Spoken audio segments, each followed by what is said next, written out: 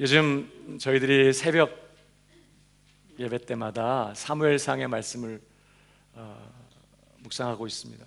요즘 우리 매일 큐티 본문인데요, 특별히 오늘 함께 읽은 본문은 다윗이 사무엘에 의해서 왕으로 기름 부음을 받는 그런 내용입니다.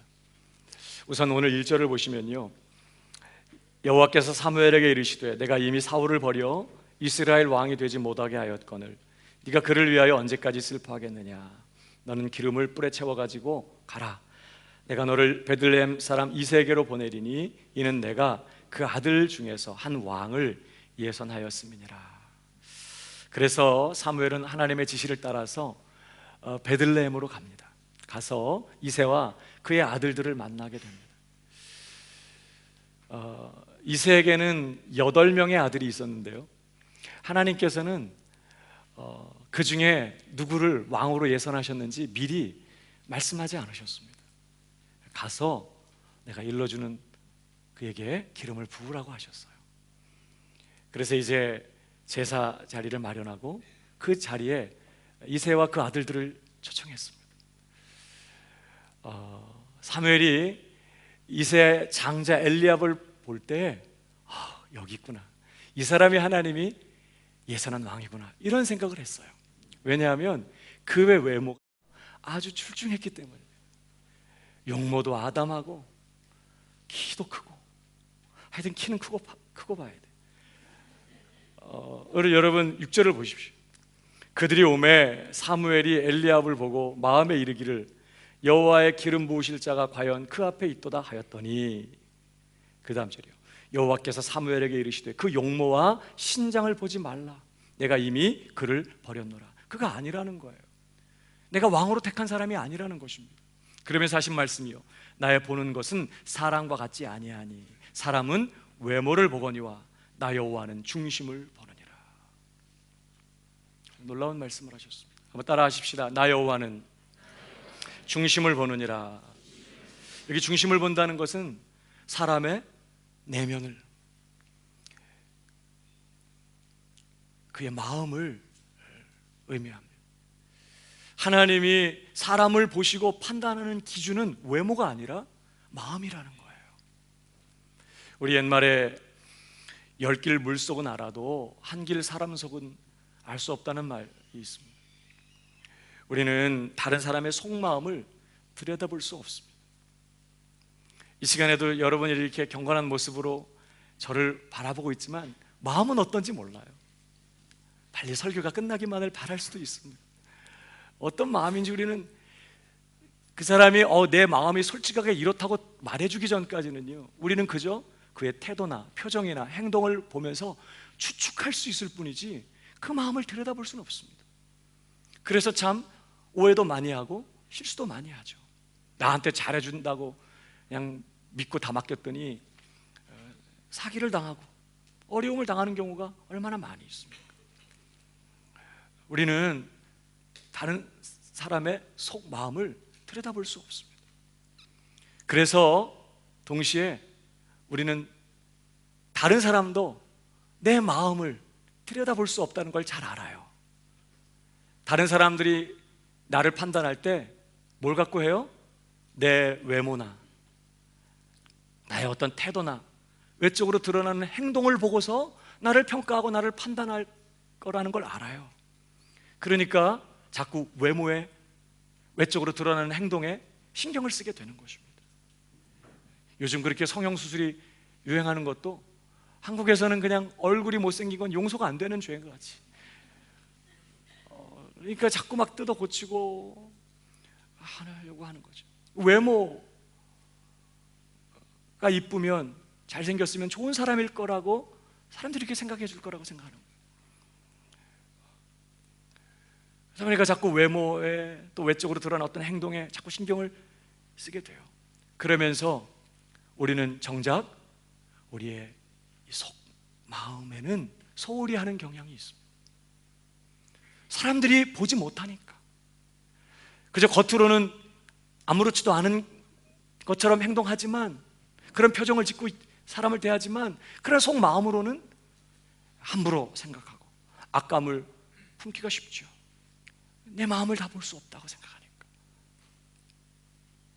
그런데 오늘 하나님은 우리를 보실 때 우리의 외모가 아니라 우리의 속마음을 보신다는 거예요. 우리를 판단하실 때 우리의 마음을 보시고 우리가 어떤 사람인지를 판단하신다고 말씀합니다. 겉으로는 굉장히 유순하고 굉장히 순종적이고 굉장히 부드럽고 겸손한 사람처럼 그렇게 보이는데 그의 마음의 생각이 다른 사람들을 멸시하고 무시한다면 하나님은 그 사람을 아주 교만한 사람으로 보시는 거예요. 겉으로는 굉장히 경건하고 겉모습은 굉장히 거룩한 사람처럼 보이지만 그 마음의 생각이 음란하다면 하나님은 그를 아주 음란한 사람으로 보신다는 거예요. 겉모습은 굉장히 따뜻하고 유순하고 아주 착한 사람처럼 보이지만 마음에 누군가를 용서하지 않고 악감을 품고 있고 미워하고 있다면 하나님은 그 사람을 살인자와 같은 그런 사람으로 보신다는 거예요. 여러분, 하나님 앞에서는요, 그 사람의 마음의 모습이 바로 그 사람이에요. 그러니까 외모가 중요하죠. 왜? 사람들은 우리 외모를 보니까. 그러니까 이렇게 우리 예배를 드릴 때에도 우리 옷 잘 차려입고 오는 거 중요합니다. 잘 씻고 왜? 옆 사람이 시험 들지 않게 하기 위해서. 그렇지만 우리가 하나님 앞에 더 중요한 건 우리의 속마음이라는, 우리 마음의 모습을 하나님은 주목하시고 살피시고 그 어떠함을 하나님은 보시고 판단하신다는 거예요. 여러분, 특별히 창세기 6장에 5절 말씀, 여호와께서 사람의 죄악이 세상의 관영함과 그 마음의 생각의 모든 계획이 항상 악할 뿐임을 보시고, 하나님은 뭘 보세요? 마음의 생각이 어떠한 걸 보신다는 거예요. 겉모습이 아니라 그 마음의 생각이 하나님 앞에 얼마나 악한지를 보셨다고 말씀합니다. 그 다음 절 보니까 땅 위에 사람 지으셨음을 한탄하사 마음에 근심하셨다고 말해요. 여러분, 오늘도 하나님은 우리의 마음을 보십니다. 나는 오늘 내 마음을 보시는 하나님 앞에 어떤 사람이죠? 오늘 나는 내 마음을 살피시는 그 하나님 앞에서 하나님이 기뻐하실 수 있는 그런 사람입니까? 하나님이 지으신 모든 것들을 보시면서 보시기에 좋았더라 하신 것처럼 저와 여러분을 보실 때 좋다, 그럴 수 있는 사람인가요? 그래서 성경은요, 우리들에게 이렇게 권면합니다. 우리 빌립보서 2장 5절을 보실까요? 같이 읽어봅니다. 시작. 이 마음을 품으라, 곧 그리스도 예수의 마음이니. 어떤 표정을 짓고 어떤 모습을 하고 예배 시간에 앉아있고 이거보다 더 중요한 것이 있어요. 너희 안에 이 마음, 곧 예수님의 마음을 품으라고 도전합니다. 왜 그래요? 예수님이 참 사람, 하나님이 계획하셨던, 하나님이 정말 창조하신 참 사람의 완전한 표본이기 때문에 그렇습니다. 우리 예수님은 참 하나님이셨지만 완전한 사람이 되셨다고 했죠. 그에겐 전혀 죄가 없다고 말했죠. 그 말은 예수님은 참 사람의 완전한 기준이고 완전한 모습이었다는 거예요. 우리가 범죄함으로 하나님의 형상을 잃어버렸습니다. 사람은 하나님의 형상을 갖고 있어야 되는데 그 형상이 망가졌어요. 구원은 하나님의 형상을 다시 회복하는 것입니다. 성경은 예수님을 소개하면서 그는 하나님의 보이지 않는 하나님의 형상이라고 했어요. 그러니까 우리는 처음부터 예수님의 모습을 모형으로 해서, 본으로 해서 지음을 받은 거예요. 하나님의 형상으로. 타락해서 그 형상을 잃어버렸어요. 구원의 목적은요, 그 아들의 형상을 다시 본받게 하는 것입니다. 그 아들 예수님의 형상을, 그 모습을 다시 본받게 되는 거예요. 그런데 그 예수님을 본받는 것의 핵심이 뭐냐?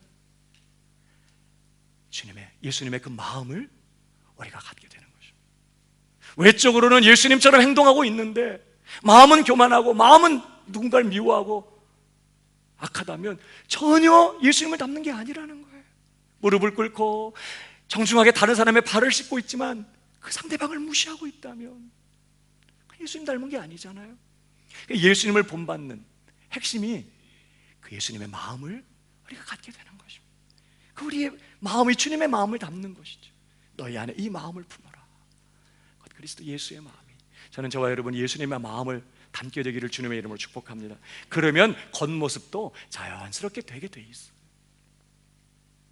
우리가 구체적으로 닮아야 될, 본받아야 될 예수님의 마음이 무엇인지 구체적으로 그 다음 절 설명해요. 그 다음 절 보시면요, 그는 근본 하나님의 본체시나 하나님과 동등됨을 취할 것으로 여기지 아니하시고 오히려 자기를 비워 종의 형체를 가져 사람들과 같이 되었고, 우리가 똑같은 사람이 되셨다는 거예요.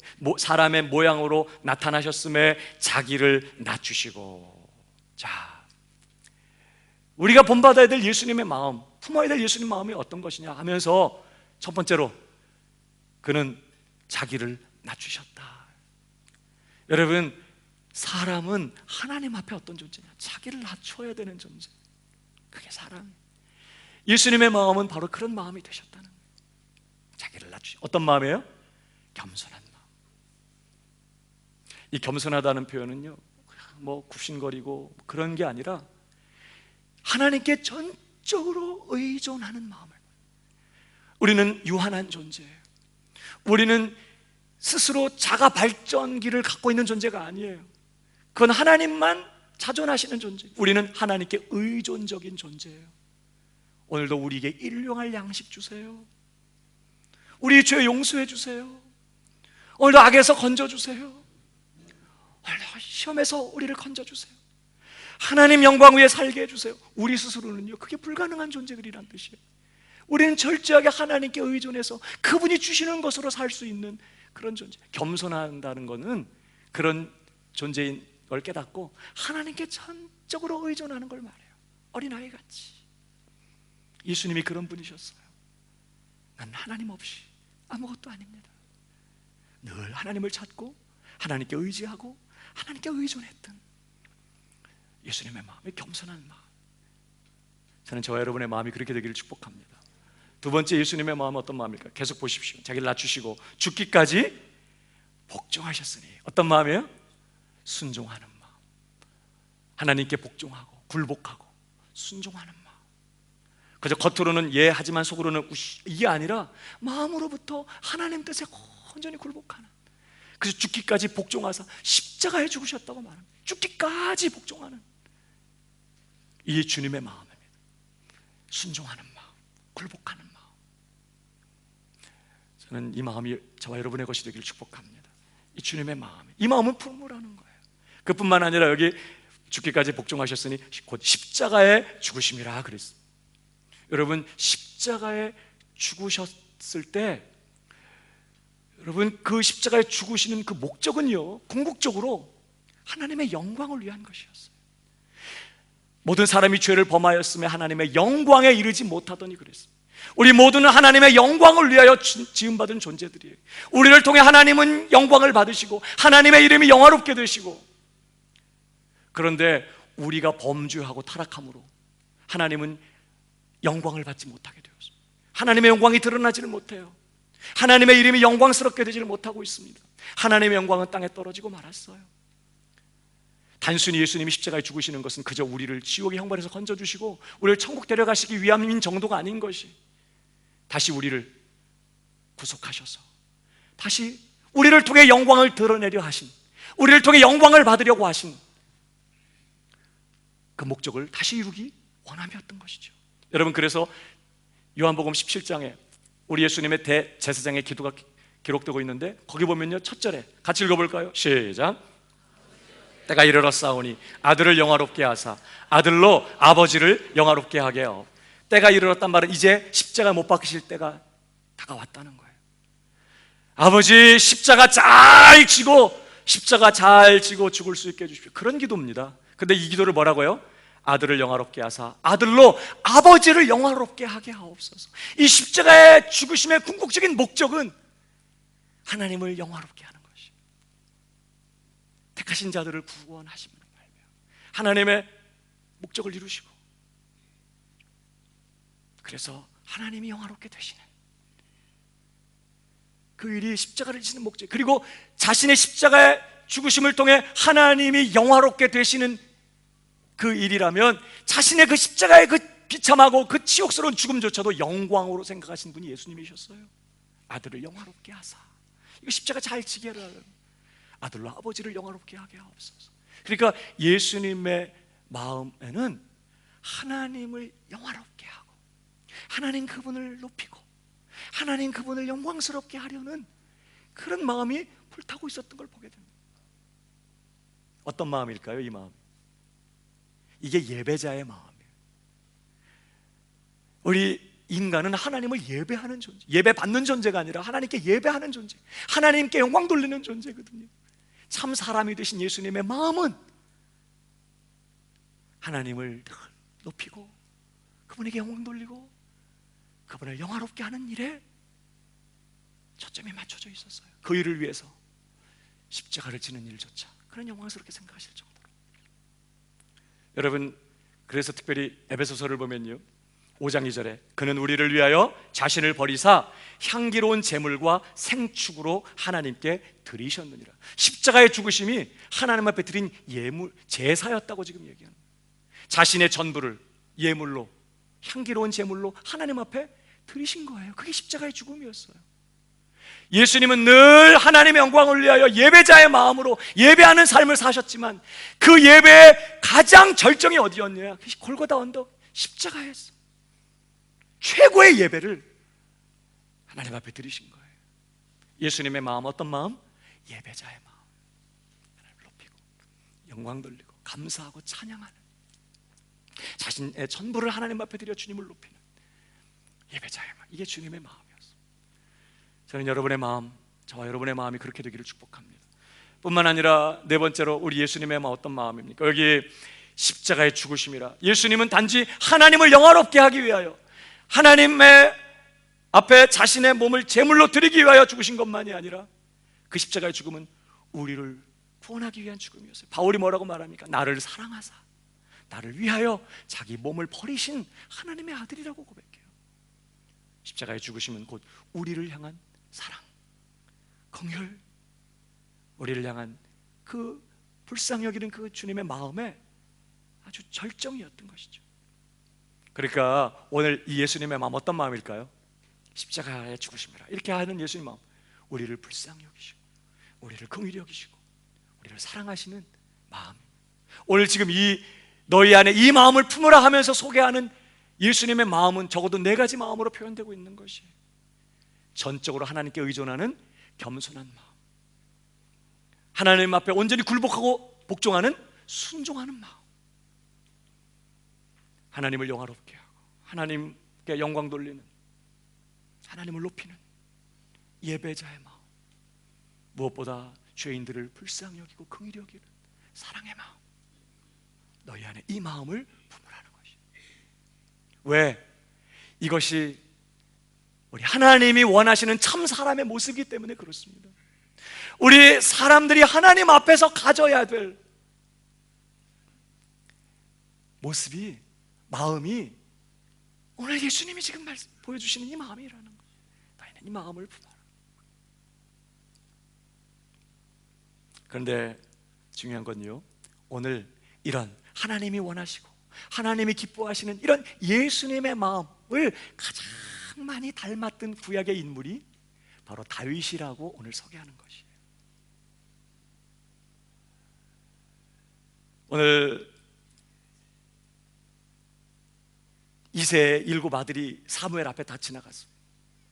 하나님 말씀이 없으세요. 하나님 이 사람도 이 아들도 택하지 아니하셨느니라. 7 아들이 다 지나갔습니다. 아들이 더 없냐고 묻습니다. 이게 다냐고 묻습니다. 그러자 말째가 하나 있는데 지금 양치고 있다. 걔는 깜이 아니에요. 그런 표현.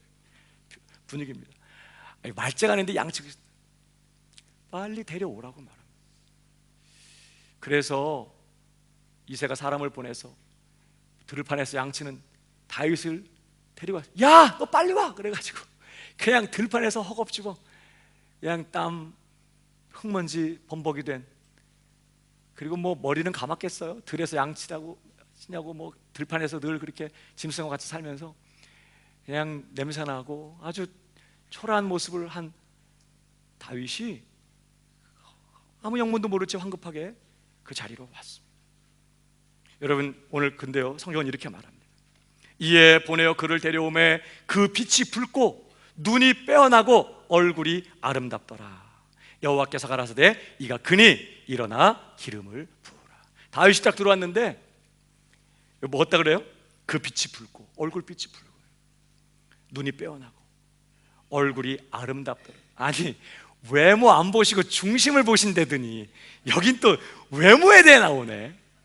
무슨 뜻이죠? 우리 헷갈려요. 무슨 말일까요? 하나님은 중심을 보신다고 했는데 여기 지금 그의 얼굴이 아름다웠다는 거예요. 이건 뭘 말하죠? 그의 내면의 아름다움이 얼굴로 드러나고 있다는 뜻이에요.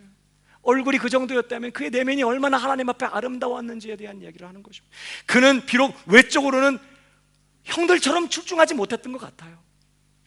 오히려 외적인 모습은 초라하고 행색은 정말 구질구질했을지 모르겠어요. 그런데 하나님은 다윗을 보자 이가 그니 일어나 기름을 부으라. 사무엘이 벌떡 일어났습니다. 그리고는 기름을 부었습니다. 다윗이 하나님 앞에 그 중심이, 그 마음이 아름다운 사람이었다는 걸 말하는 거예요. 우리는 솔직히 오늘 이 읽은 본문에서 구체적으로 다윗이 어떤 마음을 가지고 있었는지는 우리가 이 본문에서는 찾기가 쉽지가 않습니다. 그런데 우리가 사무엘서 전체를 통해서 또 시편을 통해서 다윗이 어떤 마음의 소유자였는지 우리는 금방 알게 됩니다. 꼭 예수님의 마음을 가장 많이 닮았던 사람이에요. 우리가 사무엘 상하 쭉 읽고 계시죠? 여러분, 사무엘 상하 또 시편 이렇게 보시면요, 다윗도 예수님처럼 그 마음이 얼마나 하나님 앞에 겸손한지 몰라요. 오늘 그 힌트가 나와. 말째가 있는데 양치입니다. 힌트예요. 다윗은 하나님 앞에 정말 낮은 마음을 가지고 있어요. 겸손한 마음. 그래서 그가 얼마나 하나님을 찾고 하나님을 갈망하고 하나님께 의지하는지 몰라요. 어린아이처럼 하나님께 매달립니다. 우리 금요 기도회 때도 함께 묵상했습니다만 시편 63편 1절에 보면요, 같이 읽어볼까요? 시작. 주는 나의 하나님이시라. 내가 간절히 주를 찾되 물이 없어 마르고 곰핍한 땅에서 내 영혼이 주를 갈망하며 내 육체가 주를 앙모하나이다. 하나님, 나는 주님이 필요합니다. 주님 없이 나는 아무것도 아닙니다. 이 메마른 땅에서 나는 하나님 당신을 기다립니다. 그는 하나님을 찾고 하나님 안에서 만족하고 위로받고 용기를 얻기를 소원하면서 하나님을 기다리고 있습니다. 얼마나 하나님을 찾는지요. 시편 여러 곳에서 그는 하나님을 자신의 피난처라고 고백해요. 하나님을 자신의 산성이라고 말합니다. 하나님을 자신의 힘과 능력이라고 고백해요. 그러면서 늘 어느 때든지 그는 하나님께 피하고 하나님께 의지하고 하나님께 매달리는지 몰라요. 그가 정말 하나님께 의지하는 겸손한 사람이었다는 것은 뭘로 알 수 있느냐? 맨날 어린아이처럼 하나님께 묻습니다. 그가 처음 유다 지파의 왕이 됐을 때, 처음에 유다 지파 왕 됐다가 이제 통일한국 전체 이스라엘의 왕이 되지 않습니까? 유다 지파의 왕 됐을 때 그가 제일 먼저 한 일이 뭔지 아십니까? 하나님께 묻는 것입니다. 하나님, 제가 유다의 한 성읍으로 올라가리까? 하나님 대답하십니다. 올라가라. 꼭 묻는 것만큼만 대답하세요. 그래서 또 묻습니다. 어디로 가리까? 헤브론으로 가라. 그래서 그 헤브론으로 갑니다. 왕 됐다고 당연히 자기가 생각하는 대로 움직이지 않아요. 그는 머물러 서서 하나님께 물어봐요. 하나님, 어디로 갑니까? 그가 통일왕국의 왕이 됩니다. 온 이스라엘의 왕 된 다음에 그 이야기를 듣고 블레셋이 쳐들어와요. 아예 초반에 다윗을 정말 굴복시키기 위해서 왕 됐다는 얘기를 듣고 블레셋이 쳐들어옵니다. 그때 당연히 싸우러 가야죠. 진치고 있는 그 적진을 향해서 가야죠. 근데요, 다윗이 하나님 앞에 묻습니다. 하나님, 내가 올라가리까? 올라가서 싸우겠습니까? 내가 올라가면 하나님이 저들을 내 손에 붙이시겠습니까? 그때 하나님이 대답하시면 올라가라. 내가 저들을 네 손에 붙이리라. 사실 이스라엘은 블레셋과 경쟁이 잘 안 됩니다. 싸움의 준비가 안 돼 있는 상태예요.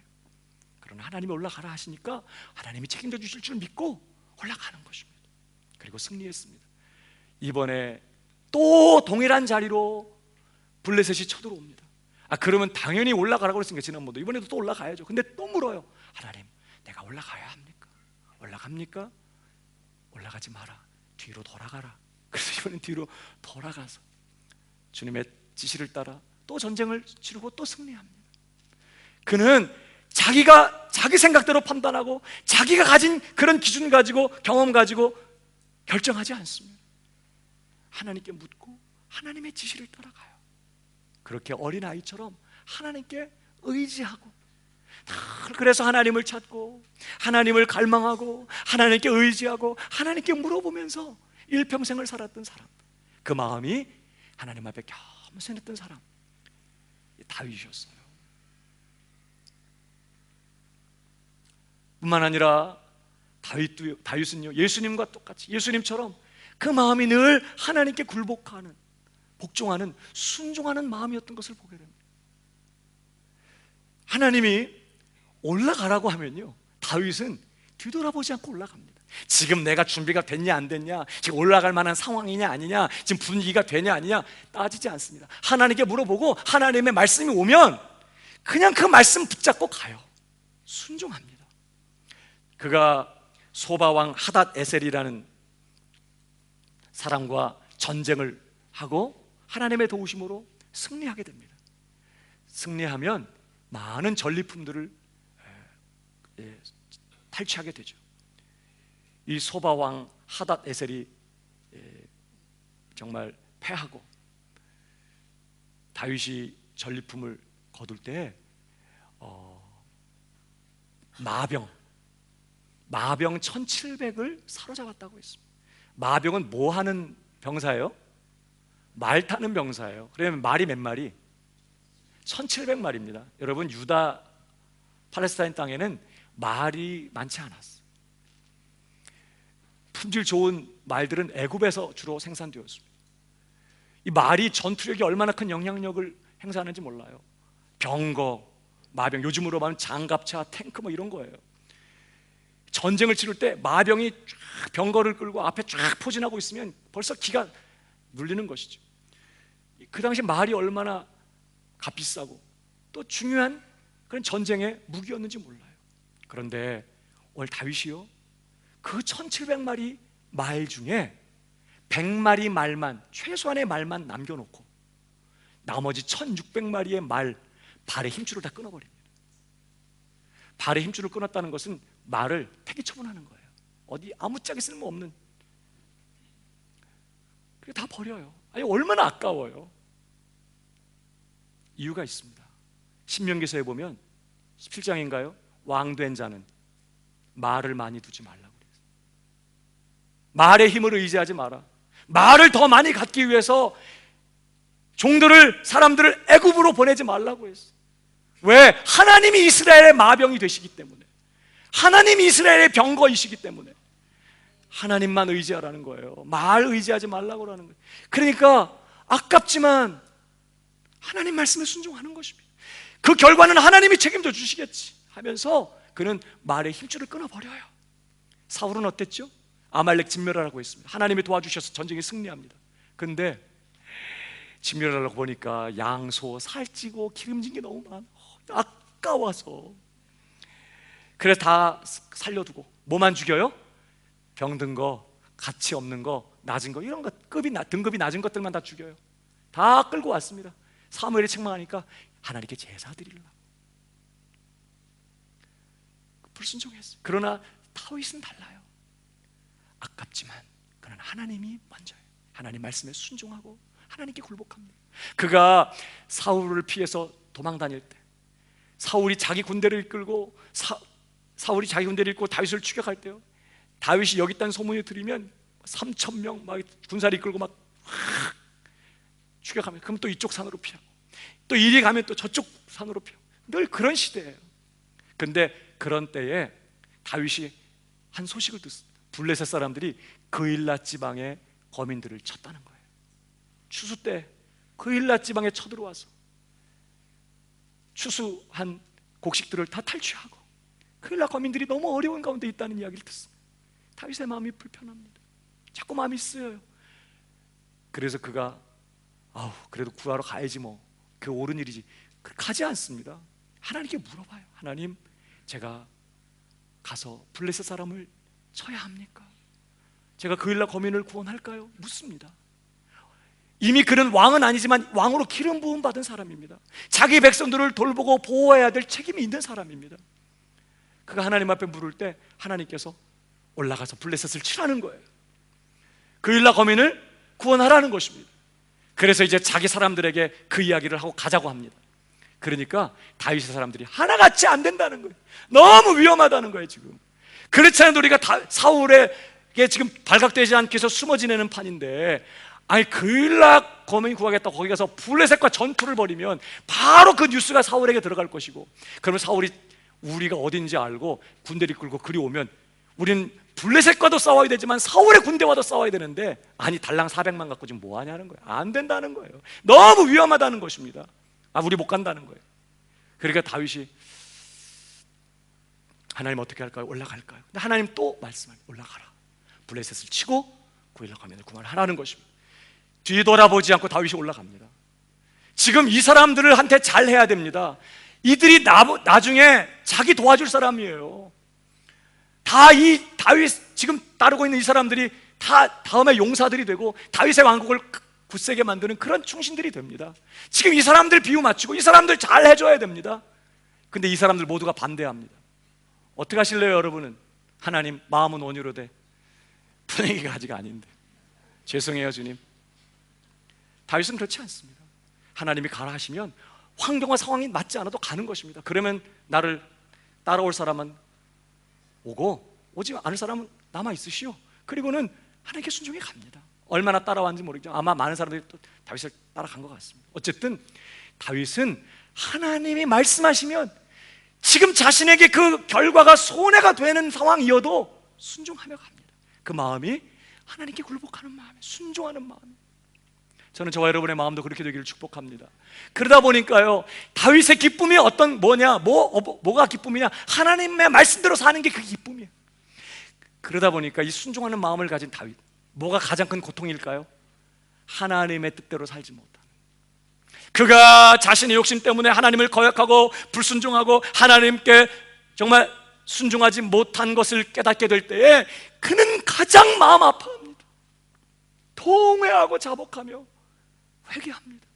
나단 선지자가 와서 우리야 죽이고 밧세바 범한 일로 책망할 때 하나님의 말씀을 전하면서 네가 하나님을 멸시하고 하나님의 말씀을 무시하고 네가 악을 행했다고 그렇게 말해요. 하나님을 무시하고 하나님의 말씀을 멸시했다는 말을 견딜 수가 없어요. 내가 죄를 범했노라. 그러니 많이 울고 회개합니다. 내가 주님께 범죄했어. 하나님 무시하고 주님 말씀 따라 살지 못한 게 그렇게 마음 아파서, 그는 그렇게 살지 못한 게 깨달아졌을 때 그렇게 회개했어요. 다윗의 마음에 하나님께 순종하는 마음. 그뿐만 아니라 다윗도 예수님처럼 그 마음이 늘 하나님을 높이고 하나님께 영광 돌리는 예배자의 마음이었던 것을 보게 됩니다. 예수님도 사마리아 여인을 만났을 때 그 여자가 예수님께 그러잖아요. 우리 조상들은 이 산에서 예배했고 당신네 유대인들은 예루살렘에서 예배해야 된다고 하는데 당신은 뭐라고 하실 겁니까? 예수님, 예루살렘에서도 말고 이 산에서도 말고 아버지께 참으로 예배하는 때가 오는데 곧 이때라 그래요. 지금이 바로 예배하는 시간이라는 거예요. 아니 성전에 가서 형식을 갖추고 그저 그렇게 해야 예배인 줄 알았는데 지금 예수님은 지금이 예배하는 시간이라고 말하는 것입니다. 신령과 진정으로 예배하는 자들을 찾으신다고 말하면서 신령과 진정으로 드리는 예배는 장소에 국한되는 예배가 아니라는 거예요. 성전에서든지 이 우물가에서든지 신령과 진정으로 하나님을 예배해야 된다는 거예요. 그리고 지금이 예배 시간이라고 예수님 말씀하셨어요. 하나님은 예배자를, 그렇게 예배하는 자를 찾으신다고 도전하셨습니다. 다윗도요 그렇게 살아요.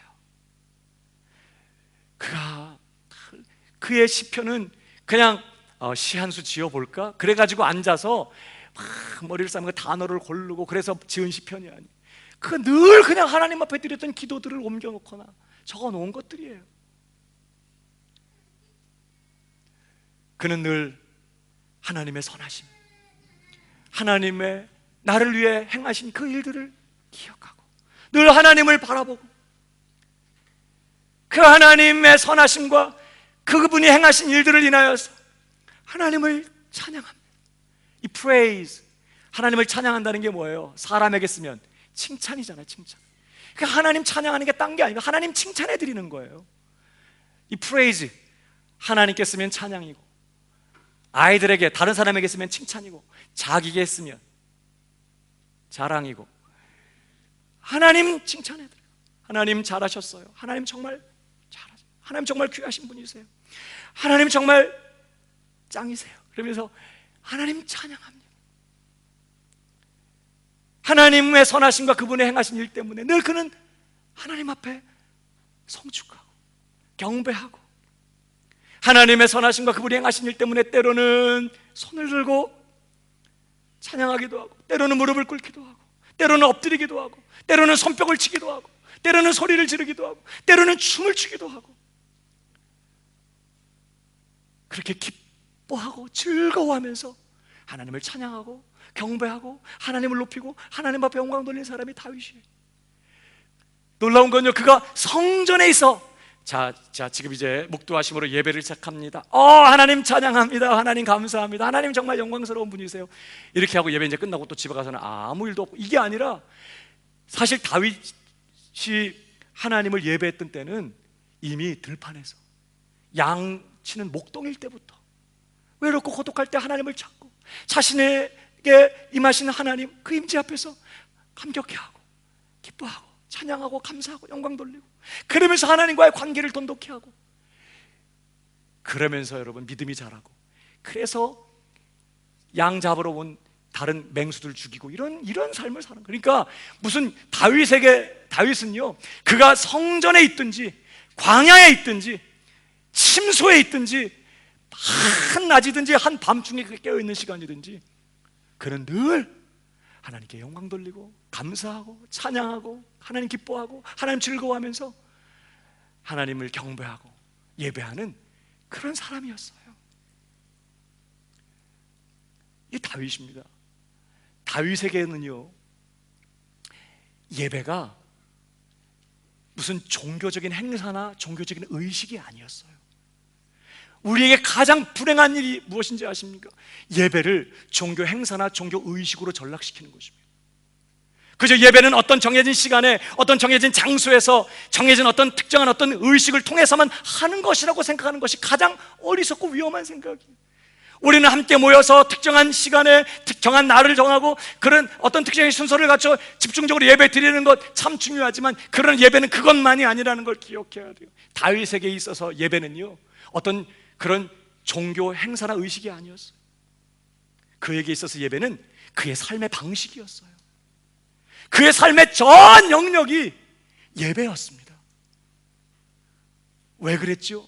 여러분 시편 16편을 보면요, 8절에 이런 말씀이 있습니다. 우리 같이 읽어볼까요? 시작. 내 앞에 모심이여 그가 내 우편에 계심으로 내가 요동치. 그가 깨달아 알았던 사실이 뭐예요? 하나님이 늘 내 앞에 계시다는 거였어요. 여러분, 하나님은 어디 딴 곳에 계시는 분이 아니십니다. 그분의 영광은 온 세상에 충만한 줄 믿으시기 바랍니다.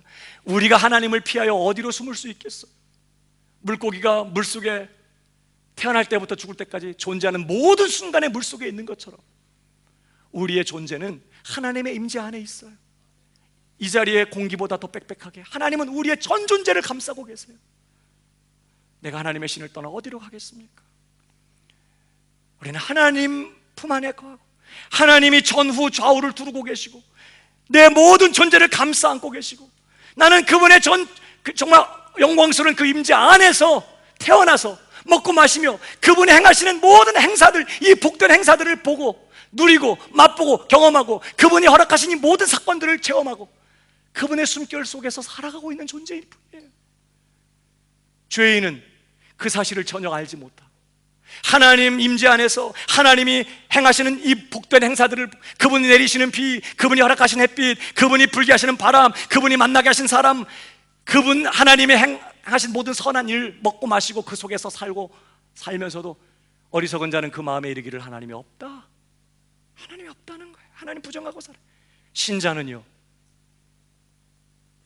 비로소 눈이 열린 것입니다. 하나님 이 모든 것들을 허락하시고 이 모든 것들을 주장하시며 오늘 나와 함께하고 계시는, 내 전 존재를 감싸고 내 모든 존재를 채우고 계시는 하나님의 임재를 깨달은 거예요. 그게 다윗이었어요. 그래서 내가 여호와를 항상 내 앞에 모신 것입니다. 성소에서만 하나님이 계신다고요? 집에서 밥 먹을 때도, 침실에 누워 잘 때도, 그가 끼어 돌아다닐 때, 전쟁터에서도 그는 늘 하나님이 거기에 계신다는 사실을 알았어요. 나를 사랑하시는 하나님, 나와 함께 하시며 나를 구원하시며 나를 도우시며 그 말할 수 없는 인자와 하심과 선하심으로 내 인생을 붙들고 계시는 그 하나님 임재 앞에서 그가 할 수 있었던 유일한 그리고 합당한 행동은 예배였습니다. 하나님 감사합니다. 하나님 당신은 위대하신 분이십니다. 난 하나님이 좋습니다. 성소에만 계신 것처럼 성전에 가서는 전혀 이전에 하나님이 안 계셨던 것처럼 하나님 정말 사랑해요, 감사해요. 그리고는 나와서는 전혀 하나님이 안 계신 것처럼 하나님 의식도 하지 않고, 그게 아니었다는 거예요. 항상 하나님을 내 앞에 모시고 사니까, 그 선하신 하나님이 내 앞에 계시고 내가 그 앞에 있다는 걸 아니까, 그가 밥 먹는 시간이든 밤에 잠자든 시간이든 밤에 잠에서 깬 시간이든 전쟁터에 있든 어떤 자리에 있든, 물론 완벽한 건 아니에요. 그도 실수가 있는 사람이지만 그러나 그는 늘 그 하나님을 기억하고 의식하면서 그 선하신 하나님 앞에 그는 뭐예요?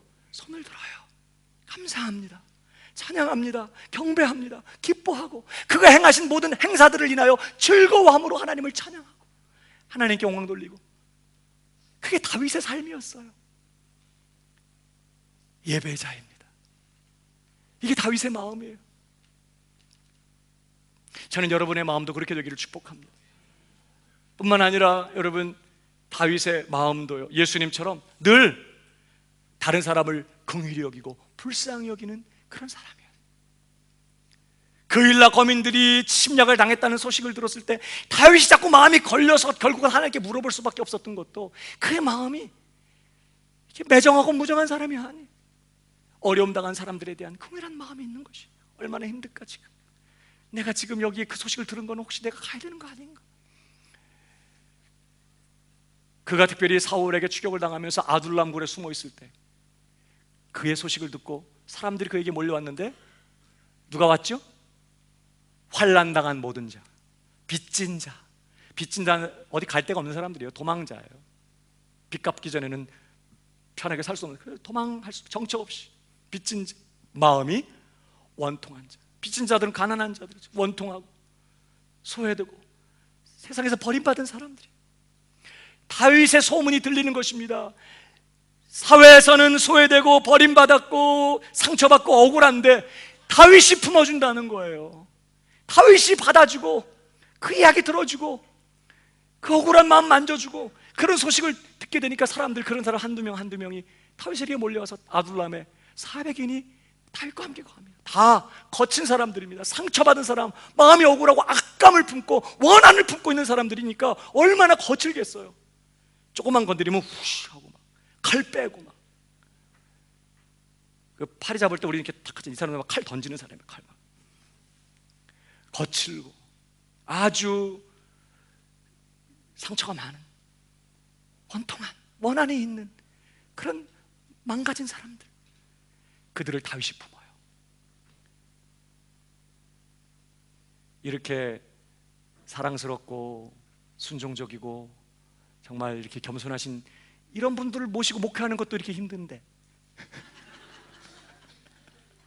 실력이 안 돼가지고 아니 그렇게 거친 사람들 400인이나.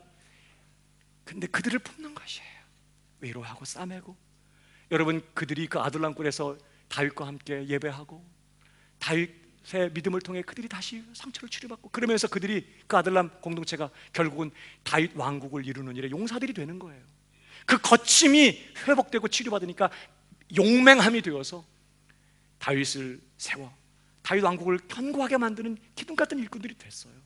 어쨌든 다윗은 그런 사람들을 그렇게 품고 사랑하고 용납해주고, 그 다윗의 마음이 그런 마음이에요. 불쌍히 여기는 마음, 긍휼히 여기는 마음. 우리를 십자가 지신 예수님의 마음과 너무 닮은 마음인 것이죠. 하나님은 다윗의 이 중심, 이런 마음을 보신 거예요. 사람들은 다윗의 외모만 보았지만 하나님은 그 마음의 중심을 보셨어요. 그리고 그 마음을 귀하게 여기셨습니다. 그리고 그 마음을 내 마음에 합한 자라, 그러면서 그를 왕으로 기름 부으셨어요. 여러분, 중요한 건요, 왜 하나님이 다윗의 이런 마음이요, 예수님을 닮은 이런 마음, 겸손한 마음, 순종하는 마음, 예배하는 마음, 사랑하는 이런 마음이요, 이런 마음을 왜 하나님이 귀히 여기실까요? 왜 그런 사람들에게 성령을 부으시고 그런 사람들을 찾으시고 그런 사람들을 주목하실까요? 왜 성경은 우리더러 그 마음을 우리에게도 품으라고 지금 도전하실까요? 이유가 있습니다. 오늘 13절이에요. 같이 읽어볼까요? 다 같이 시작. 그 형제 중에서 그에게 부었더니 이날 이후로 다윗이 여호와의 신에게 크게 감동되니라. 네, 사무엘이 기름불을 취하여 그 형제 중에서 그에게 부었더니, 따라 하십시다. 이날 이후로 다윗이 여호와의 신에게 크게 감동되니라. 기름을 부은 날 이후로 여호와의 신에게 크게 감동됐다는 말이 뭐예요? 기름을 부었을 때 기름만 부은 게 아니라 누가 오셨어요? 그에게 성령이 임하셨습니다. 근데 놀라운 것은 성령이 임하셨을 때 다윗이 그 성령께 크게 감동되었다는 거예요. 지금 이게 굉장히 중요한 대목입니다. 여러분, 우리 모든 신자 안에 성령이 거하시는 줄 믿으시기 바랍니다. 성령이 없다면 그런 신자 아니라고 했습니다. 로마서에 모든 신자 안에 하나님의 성령이 와 계십니다. 그런데 그렇다고 성령을 모신 모든 신자가 다 성령에 크게 감동되는 게 아니에요. 다 성령 충만한 게 아닙니다. 어떤 성도들은 성령 충만하지만 어떤 성도들은 전혀 성령 안 충만할 수 있어요. 성령 충만한 게요, 뭐 성령을 더 많이 받은 것 아닙니다. 그렇지 못한 사람은 성령을 적게 받고, 성령 충만한 사람은 성령을 많이 받고, 그런 거 아닙니다. 성령이 물건이라면 그렇게 표현할 수 있지만 성령은 인격이세요. 성령은 똑같이 우리 안에 와 계십니다. 하나님의 영이십니다. 우리 안에 와 계세요. 근데 어떤 사람들은요, 그 내 속에 와 계신 성령님께 완전히 사로잡히는 사람이 있어요. 완전히 붙들리고, 그래서 성령께 크게 감동되는 사람이 있는 거예요. 하나님의 마음이 더 깊이 느껴지게 되고 더 깊이 깨닫게 되고 성령님의 역사를 깊이 경험하게 되는 것이. 그러나 어떤 사람들은요, 똑같은 성령님을 모셨지만 전혀 성령님께 사로잡히지 않습니다. 성령 충만하지 않습니다. 성령님께 감동되지 않습니다. 혈기 충만이고 욕심 충만이고 짜증 충만이고 그래요. 심지어는 성령님을 모셨으면서도 오히려 너무 욕심 충만하니까 성령을 어떻게 해요? 근심시키고 성령을 소멸시키는 사람도 있다고 그랬어요. 차이가 어디 있을까요? 성령님은 동일한 분이고 그 성령님이 우리를 돕기 위하여 오셨거든요. 우리를 사로잡으시고 충만케 하시고 우리를 감동하셔서 우리의 비천한 인생이 하나님의 뜻을 이루고 하나님 앞에 사명 감당하며 넉넉히 죄와 세상을 이기고 시험과 유혹을 이기면서 하나님 영광을 위해 달려가는 복된 삶이 되게 하시기 위하여 성령은 오셨는데, 왜 누구는 그 성령님께 크게 감동이 되고 누구는 성령님께 전혀 감동받지 못하는 사람일까요? 이유가 있습니다. 그 차이가 어디 있을까요? 성령을 모시고 있는 그 사람의 마음에 차이가 있다는 거예요. 우리가 성령을 받게 되는 일은 우리의 일이 아닙니다. 그건 하나님이 주권적인 역사로 우리에게 성령을 주세요. 그래서 우리가 거듭나고 성령으로 예수 믿게 되고 우리 안에 성령님이 내주하시게 되는 거예요. 이건 우리가 뭐 성령을 받으라 해서 뭐 누가 성령 받고 내가 성령을 누구에게 줄 수 있는 것도 아니고 내가 원할 때 성령을 뭐 달라고 구해서 내가 성령 받고 내가 거두는 그런 것도 아닙니다. 그건 주권적으로 하나님이 하시는 일이에요. 그러나 그 성령님, 내 안에 오신 그 성령님께 붙들리고 그 성령님 말에 충만케 되고 그 성령께 크게 감동되는 것은 우리 쪽에 달린 문제예요. 그래서 에베소서에 뭐라고 명령하죠? 5장 18절이요. 같이 읽어보겠습니다. 시작. 이는 방탕한 것이니 오직 성령의 충만을 받으라 하고 명령하고 있습니다. 성령의 충만을 받으라. 이 말은 성령을 받으라는 말씀이 아니에요. 그건 우리가 할 일이 아닌 겁니다. 성령은 예수님이 우리에게 주시는 불과 성령으로 세례를 주시리라 그랬어요. 성령을 주시는 일은 하나님의 역사입니다. 여기 성령은 충만을 받으라는 건 뭐예요? 성령에 크게 감동되는 자가 되라. 성령께 완전히 붙들리는 자가 되라. 성령의 충만함을 입고 온전히 그분에게 지배당하는 그런 인생이 되라. 그런 명령이잖아요. 명령이라는 말은, 자, 성령을 받는 일은 우리 쪽의 일이 아니라도 이미 내게 오신 성령님께 사로잡히고 그 성령님께 크게 감동되는 일은 우리 쪽의 일이라는 거예요. 그게 명령하잖아요. 성령 충만을 받으라. 그럼 어떤 사람이 성령에 크게 감동될 수 있을까요? 어떤 사람이 성령께 사로잡힌 바 되고 성령의 충만함을 입을 수 있게 될까요?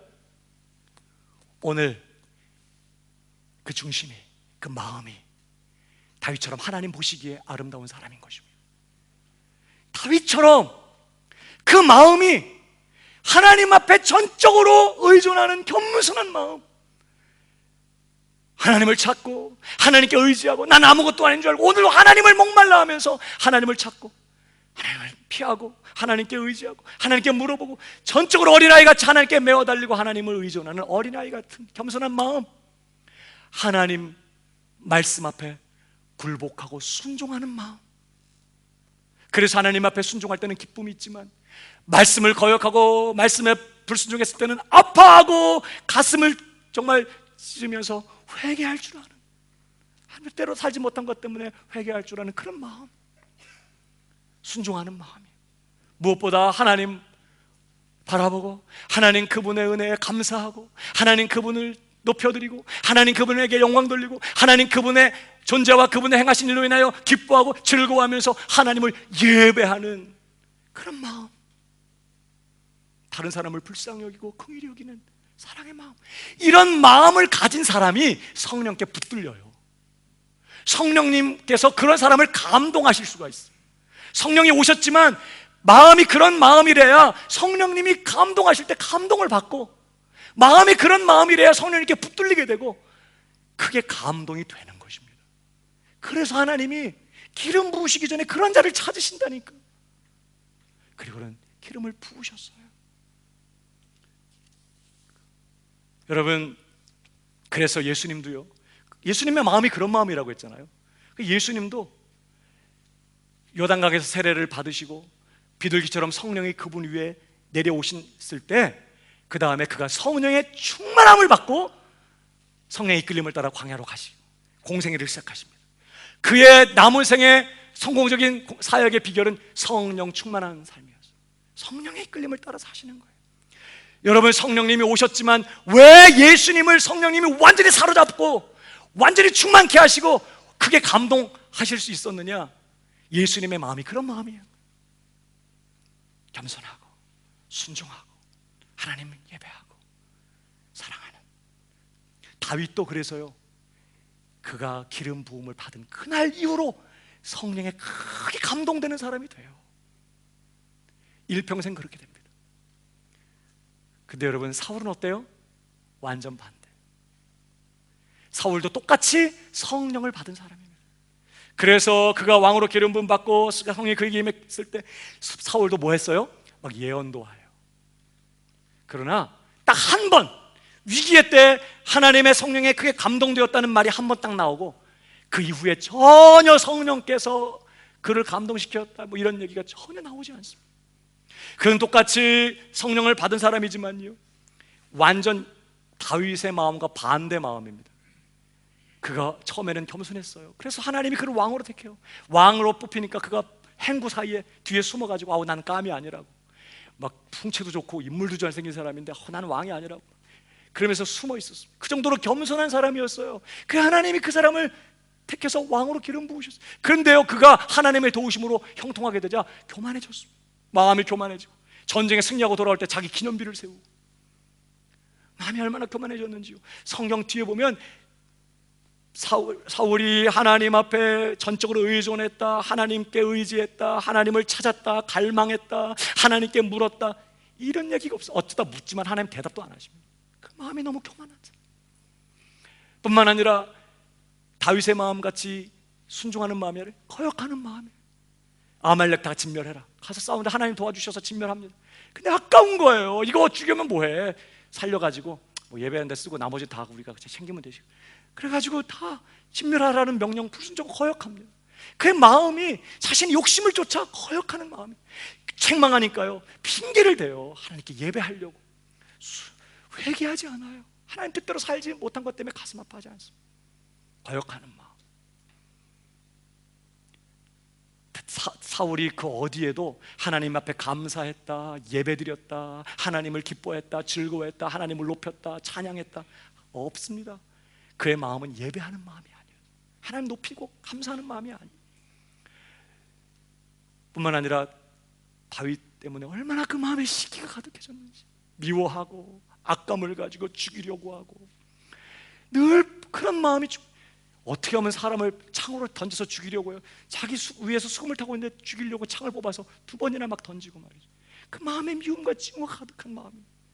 완전 하나님께서 원하시는 마음과 반대 마음이에요. 그런 사울 어떻게 됐죠? 우리 읽지 않았지만 그 다음 절입니다. 14절, 오늘 본문 14절인데요 다 같이 읽어보겠습니다. 시작. 사울에게서 떠나고 여호와의 부리신 악신이 그를 번뇌케 하나님의 성령이 견디다 못해 떠나셨다고 말합니다. 성령이 임하셔서 그를 왕으로서 사역할 수 있도록 돕기 위하여 오셨지만 성령은 견디지 못하세요. 왜? 그 마음이 성령님께 합한 마음이 아니에요. 성령님이 감동하시고 붙드시고 쓰실 수 있는 마음밭이 아니에요. 오히려 성령이 근심하시고 슬퍼하시다 결국은 성령이 떠나시고 말아요. 결국은 악신에게 붙들립니다. 파리가 왜 껴요? 똥파리가 왜 껴요? 이정혜 집사님 계셨으면 똥이라고 얘기했을 겁니다. 악신이 그 마음밭이 그러니까. 그래서 불안하고 초조하고 두렵고 짜증나고 그런 아주 비참한 인생 됩니다. 그러나 여러분, 다윗은 어떻습니까? 성령에 크게 감동받은 다윗. 자, 오늘 본문 23절입니다. 읽지 않았지만 한번 같이 읽어보겠습니다. 시작. 악신이 이럴 때에 다윗이 수금을 취하여 손으로 탄즉 사울이 상쾌하여 낫고 악신은 그에게서 떠나니라. 다윗은 어떤 사람이 악신을 물리치고 악신에게 고통받고 있는 사람을 치유하는 성령의 사람이 됩니다. 물론 그의 일평생이 그 성령에 크게 감동을 입고 하나님의 목적, 하나님의 비전, 하나님의 뜻을 이루어드리면서 왕으로서 한 사람의 신자로서 넉넉히 승리하는 인생을 살아요. 하나님의 뜻을 이루는 존귀한 인생이 됩니다. 여러분, 내 인생이 하나님 앞에서 성공적인 인생을 살 수 있느냐? 어디에 달려 있을까요? 내가 성령께 크게 감동될 수 있냐에 달려 있어요. 왜? 성령은 우리 연약함을 돕기 위하여 오신 거예요. 왜 오셨느냐? 비천하고 연약한 우리를 도와서 우리 인생이 복되고 아름답고 승리하는 인생, 하나님의 영광을 위해 빛난 인생 되게 하기 위하여 넉넉히 감당하고 넉넉히 승리하며 하나님의 영광을 드러내는 하나님의 비전을 이루는 사도행전의 역사를 감당해내는 그런 복된 인생을 살게 하시기 위하여 그 성령님이 지금 우리 안에 오셨어요. 예수님은 그 성령을 우리에게 부어주시기 위하여 십자가에 죽으시는 엄청난 희생을 치르시고 성령을 우리 안에 부어주신 것입니다. 근데 문제는 우리 마음이 그 성령께 감동되지 못하는 마음에 있다는 거예요. 내가 신자로서 하나님 앞에 사명 감당하며 그 성령에 붙들려 성령의 권능으로 사람들을 치료하고 하나님의 영광을 드러내며 주님의 나라를 흥왕하게 할 수 있는 그런 인생이 될 수 있느냐 하는 건요, 내 안에 오신 성령님께 내가 얼마나 크게 감동될 수 있느냐에 달려있어요. 근데 그 비결은 뭐라고요? 내 마음에 있어요. 우리 마음이 오늘 하나님이 원하시는, 다윗이 품고 있었던, 우리 예수님이 가져오셨던 그 마음이라야 하는 것입니다. 전적으로 하나님께 의존하는 겸손한 마음이요, 늘 하나님 앞에 굴복하고 하나님께 순종하는 그런 마음. 그래서 하나님 때로 하나님의 뜻에 벗어나고 하나님께 순종하지 못했을 때 회개하고 아파하고 통해 자복하는 그런 마음이요, 늘 하나님 앞에 감사하고 늘 하나님의 임재를 모시고 성전에 있든 집에 있든 일터에 있든 늘 하나님 앞에 있는 사실을 기억하고 하나님께 늘 영광 돌리고 찬양하고 사랑을 고백하고 늘 감사하면서 예배하는 그런 마음이에요. 무엇보다 다른 사람을 불쌍히 여기고 긍휼히 여기는 마음이에요. 그 마음이 성령께 크게 감동될 수 있는 마음이라는 거예요. 오늘 그렇지 못하다면 회개해야 됩니다. 우리의 교만한 마음을 회개해서 겸손한 마음이 되게 하고, 불순종하는 거역한 마음을 돌이켜서 순종하는 마음이 되어야 하고, 불평하고 원망하면서 예배를 잃어버린 마음 회개해서 예배를 회복해야 되고, 악감과 미움 다 버리고 용서하지 못한 사람 용서하고 내 마음 사랑하는 마음으로 회복해서 오늘 내 안에 와 계신 성령님이 편안하게 내 안에 거하실 수 있을 뿐만 아니라 나를 완전히 장악하시고 사로잡으시고 그분이 원하시는 곳으로 내 인생을 몰아가실 수 있도록 그렇게 온전히 우리의 마음이 주님이 원하시는, 하나님 보시기에 좋은 그런 마음 되실 수 있기를 주님의 이름으로 축복합니다.